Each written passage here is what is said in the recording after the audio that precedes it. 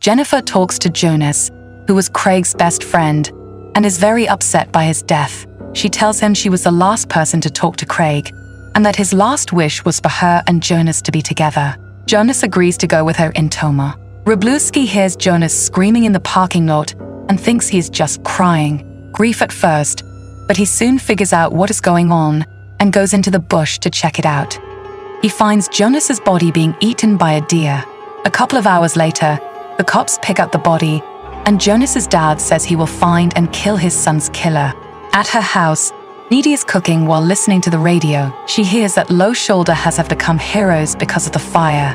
Then, a mother comes into the kitchen and tells her that she had a dream that Needy was nailed to a tree, worried that she might not be able to be there for her daughter one day. Later, after taking a swim in the lake, Jennifer calls Needy to tell her she is having a great time that day, and we see her burn her tongue without pain. But Needy hangs up on her after Chip calls her and asks her to see her at the park.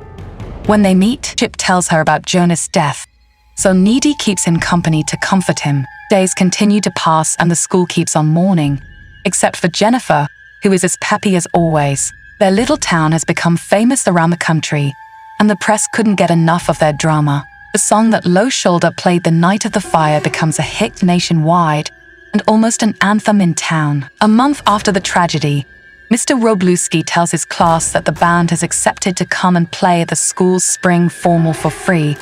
They'll also be donating some of the profits of their new single to the families affected by the fire. Needy thinks they're scummy for using them as a publicity stunt and reminds everyone that she was there the night of the fire and knows the rumor of the band saving anyone is a lie, which causes her to argue with a classmate that is a big fan of them. Class ends before it can escalate, and Needy leaves with Jennifer, who is looking very sick.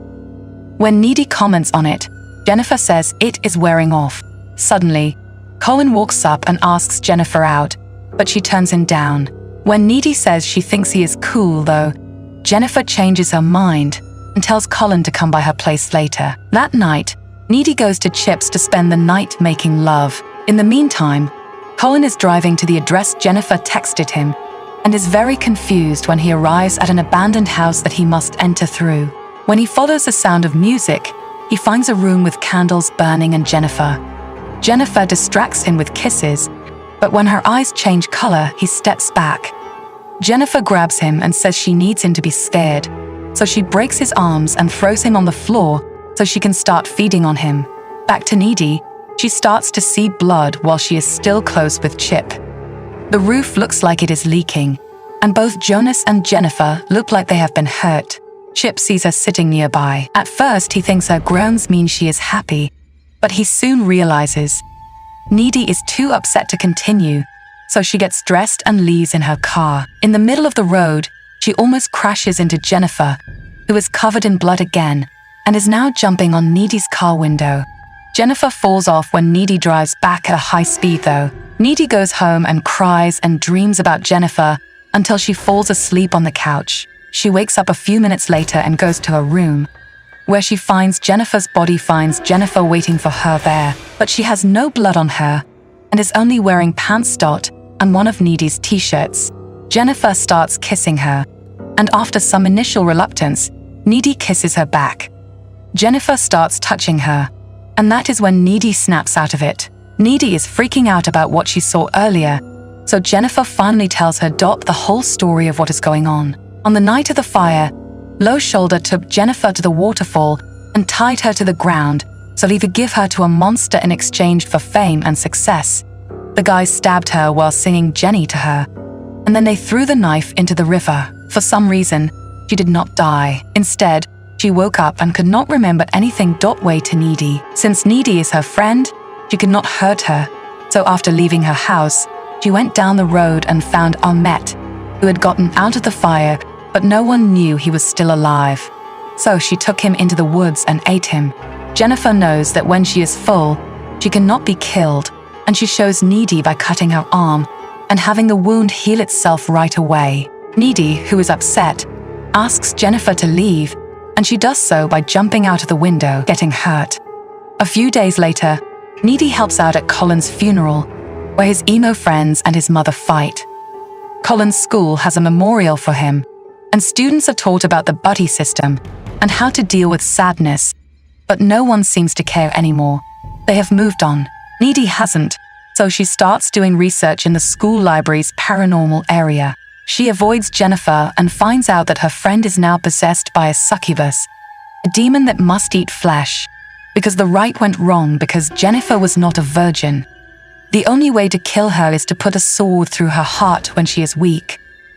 When Chip talks to her about the upcoming dance, Needy tells him not to go and tries to talk him out of it. To tell him Jennifer is evil now, but he does not believe her. Needy says she will go to the dance, but not with him because it is not safe for them to be together now. When the night of the dance comes, everyone is getting ready. Chip's mom gives him pepper spray because she is worried about his safety after what happened to Jonas and Colin. Jennifer tries to cover up how sick she looks with makeup. Jennifer goes up to Chip at the park and tells him that Needy has been cheating on him with Colin. She starts kissing him, and soon he asks her to go somewhere else, so she does. Jennifer takes him to an empty pool house. Chip cannot kiss her anymore because it feels strange, so Jennifer throws him in the pool and starts shaking him. Needy, on the other hand, feels something on her lips and figures out that Jennifer has Chip. When she goes to his house, his mom tells her that he cut through the park to get to Needy, goes down that way, and finds the bouquet he bought for her on the ground. When Chip calls for help, Needy goes to where he can hear him and goes into the pool. Chip goes to Needy's house to give him his pepper spray, but when he gets there, Jennifer has already started to eat him. Needy jumps into the pool, which makes Jennifer run away from Chip. When Jennifer gets close again, she sprays her eyes, which makes her throw up on them and float out of the pool. Chip and Needy also get out of the pool. Needy tells Jennifer she has always been a good swimmer, a bad friend, and insults her in various ways. Jennifer intends to attack her for this, but as she comes closer, Chip impales her with a pool skimmer. It's not enough to kill her though, so she just leaves through the window while Chip dies in Needy's arms.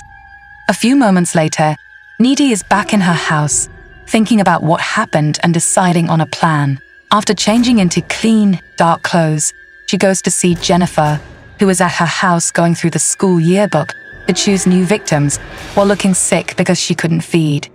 Needy breaks in by smashing a window and attacks her with a precision knife, but Jennifer has enough strength to fight back and even levitate a bit.